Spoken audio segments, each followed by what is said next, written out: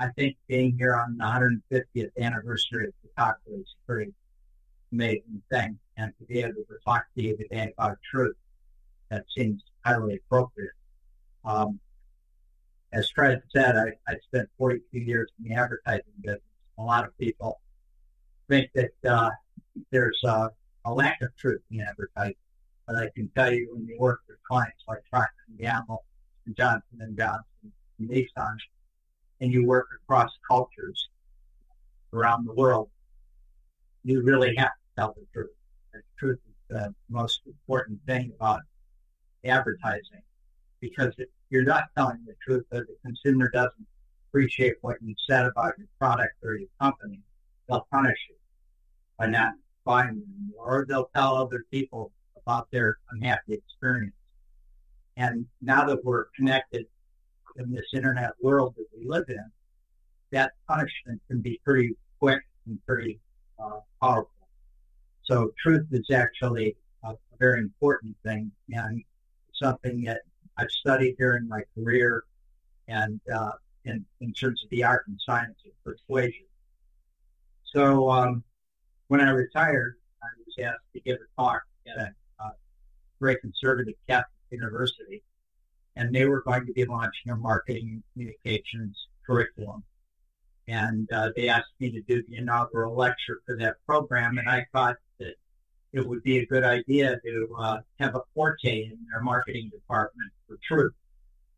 And about a week before I gave the talk, I went online and checked their curriculum, and it said their curriculum was designed to help students' discovery of truth. So that was another lucky example. And I'm going to read some summaries, but ever since I started working on this book, it's gotten more relevant every day. And more things that more people have reached out to me to ask me about information they've received. And I don't profess to be an arbiter of truth, but I do profess to follow what Mahatma Gandhi said about truth. He said that the seeker of truth should be humbler than the dust. The world crushes the dust under its feet. For the seeker of truth should so humble himself that even the dust would crush him. Then and only then will he find the truth. The book comes in two parts. I took after I gave the talk, I sent it to the former CEO of Procter and Gamble, Walt Disney Company, who shared writings over the years. And he sent it to somebody, and the guy was a podcast creator. And so the next thing I knew, I was doing a podcast. And then he liked what we did, the introductory podcast, which is the one I would recommend you listen to if you were going to listen to one. He asked me to do one a month for the 15 months between that point in time and the 2020 election, because truth was such a pervasive topic. So I must admit that one of the reasons I wanted to talk about this in the first place at the university was when I retired and came back to the United States, I was very concerned about all this talk about fake news. And I was particularly concerned when I heard comments like the journalists are enemies of the people. I felt that was very dangerous from a historical standpoint, and I wanted to look into it myself and understand what was going on. I have come to the conclusion, a lot of people say, well, what is truth? And I tell people that truth isn't a fact or what somebody tells you. It's a decision we make. A decision made in the face of massive amounts of information, conflicting ideas, in the face of our own confirmation biases that we've learned from, and those confirmation biases aren't bad. They're things you learn and you've kept hold of to make sure you don't get hurt in this world. And also in the face of what other people's opinions are. So if you think of truth as a decision, as I did this morning walking up over here, I noticed that I must have passed at least 3 different religions headquarters. And I assume there must be how many, Fred? More than 20? Right. So there's at least 20 people that made decisions that might be different than decisions that we make. Truth is a decision we make. And we shouldn't be afraid to revisit those decisions. That's called rethinking. And rethinking is another word for learning. What happens is we get older is we become more locked in on our confirmation biases. And we seek information that corroborates those decisions as opposed to seeking information to learn. Another thing that we're not aware of that I talk about in my book is the shift that we've all had from our palette of communication, which was mostly verbal, face-to-face, to now probably more than half texting and typing. And when we text and type our decisions, they become locked and concrete. And that's why people said write your objective on your resume, or why companies have marketing strategies. You write them down, they're more likely to happen. So we're not aware that we've been making decisions, writing and texting, particularly during COVID, which has enabled us to become more polarized. And I think everybody understands what I mean by more polarized. Probably the most polarized example of America is our Congress right now.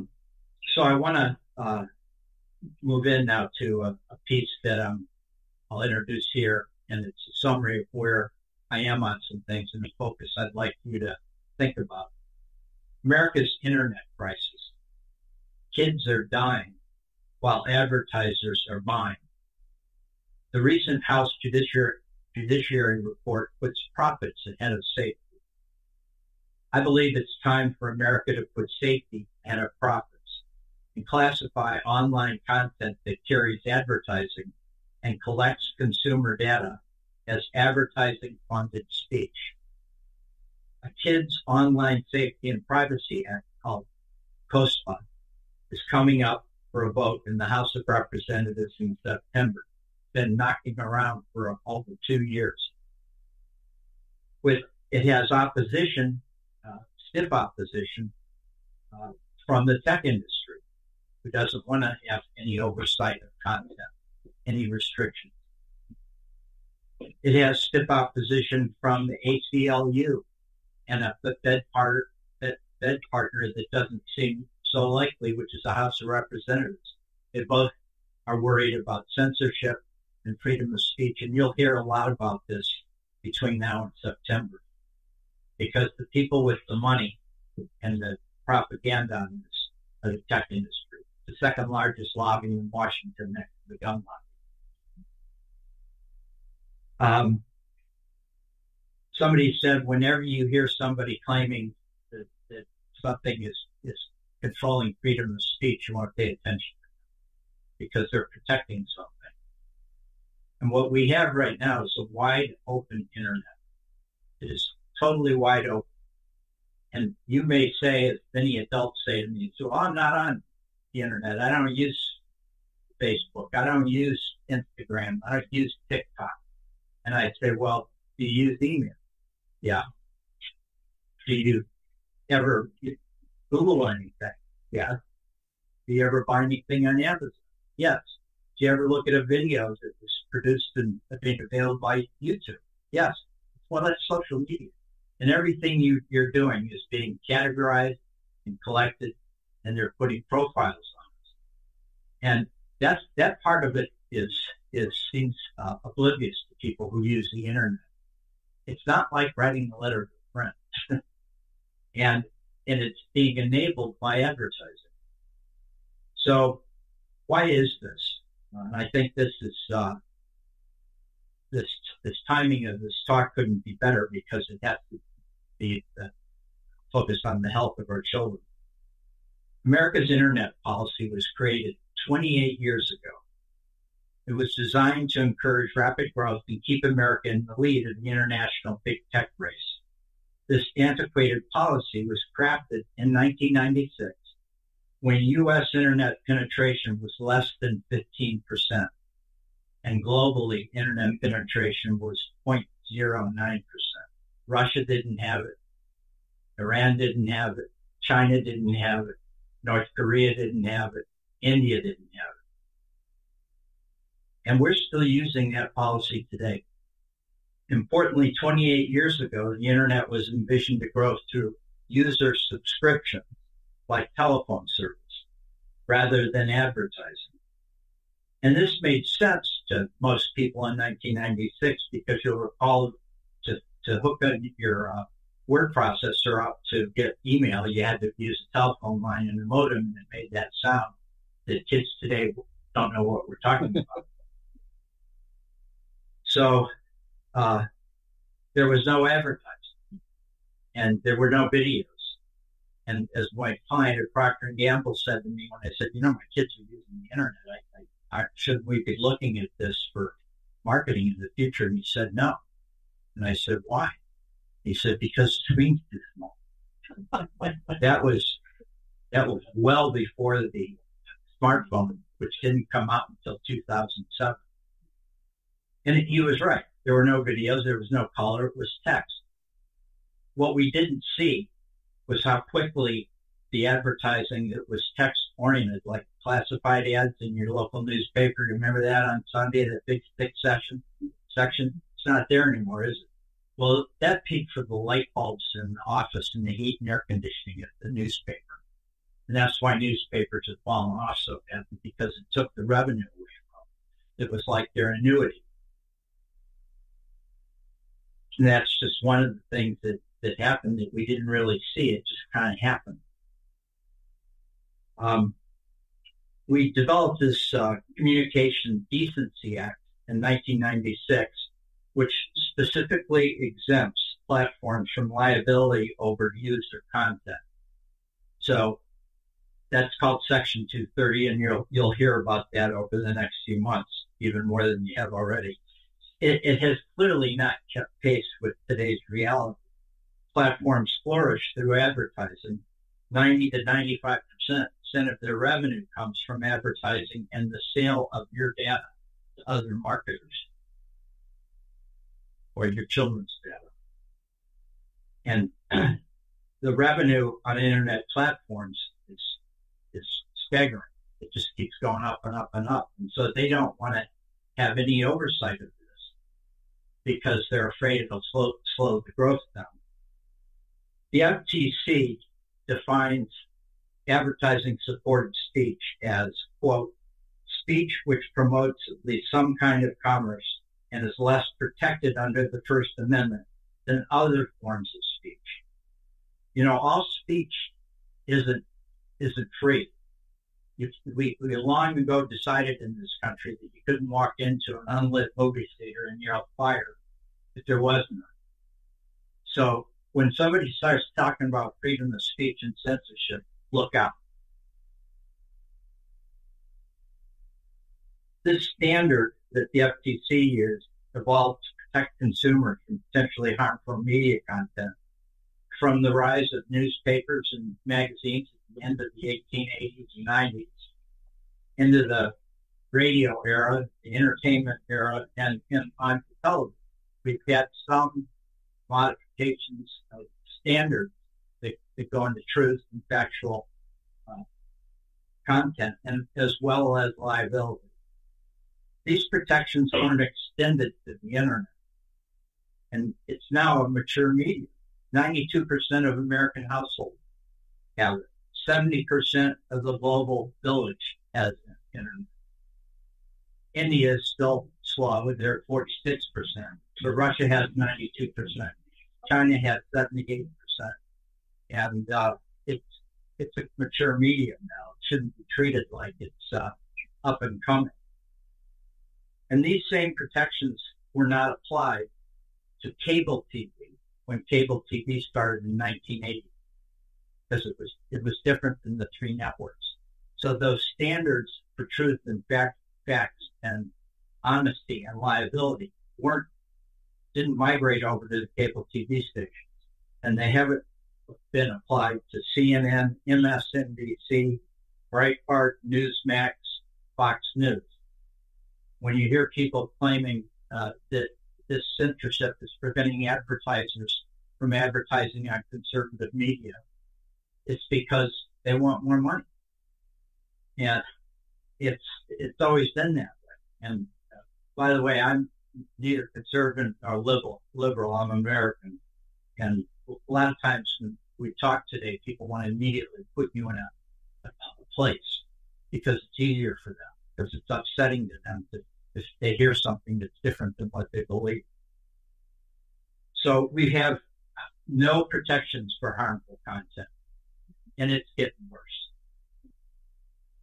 What's more important is we have no protection for Chinese, Russian, Iranian, North Korean, anybody else's algorithms trying to reach you and your children and your family.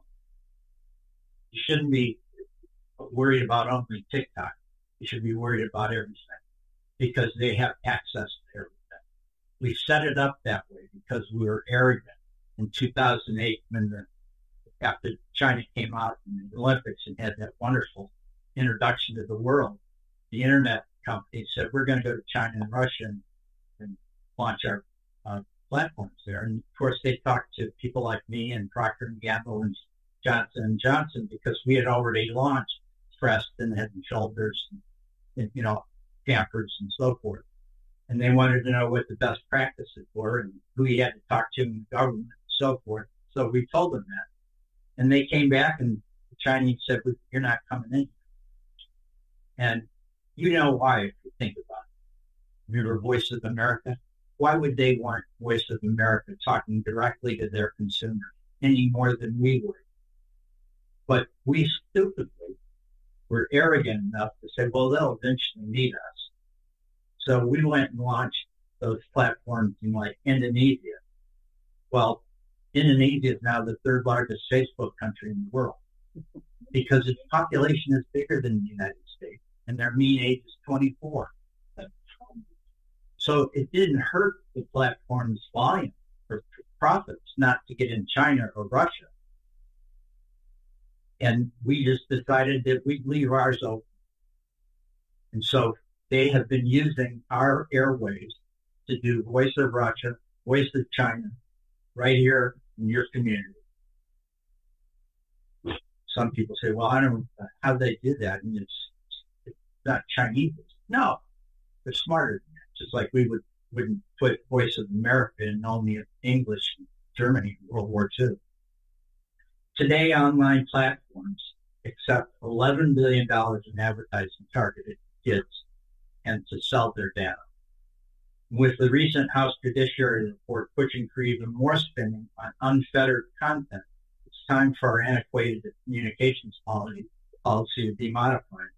It's become a gateway for foreign and domestic adversaries to exploit our unregulated digital space, harming our children and our democracy.